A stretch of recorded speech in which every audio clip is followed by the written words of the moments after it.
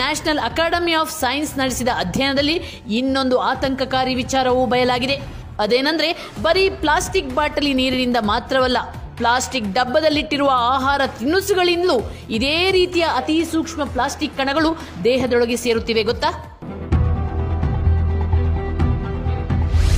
ಸರ್ವಾಂಗವನ್ನು ಸೇರುತ್ತೆ ಪ್ಲಾಸ್ಟಿಕ್ ಕಣಗಳು. ಹೊಸ ನೀರಿನ ಬಾಟಲ್ ಖರೀದಿಸಿದಾಗ ಅದು ಪಾರದರ್ಶಕವಾಗಿ ಕಾಣುತ್ತೆ. ಯಾವುದೇ ಬಣ್ಣ ಮಿಶ್ರಣವೂ ಕೂಡ ಇರೋದಿಲ್ಲ. ಹೀಗಾಗಿ ಕಸ ಕಡ್ಡಿ ಇಲ್ಲದ ಶುದ್ಧವಾದ ನೀರು, ಲವಣ ಮಿಶ್ರಿತ ನೀರು ಎಂದು ನಾವೆಲ್ಲ ಖುಷಿಯಾಗಿ ಕುಡಿತೀವಿ. ಆದರೆ ಅದರಲ್ಲಿ ಪ್ಲಾಸ್ಟಿಕ್ ತುಣುಕುಗಳು ಕಣ್ಣಿಗೆ ಕಾಣದಷ್ಟು ಸಣ್ಣ ಗಾತ್ರದಲ್ಲಿ ಇರ್ತವೆ. ಇದನ್ನ ನ್ಯಾನೋ ಪ್ಲಾಸ್ಟಿಕ್ ಎನ್ನಲಾಗುತ್ತೆ. ಇವುಗಳ ಗಾತ್ರ 1 ಮೈಕ್ರೋಮೀಟರ್ಗಳಿಗಿಂತಲೂ ಸಣ್ಣದಿರುತ್ತೆ.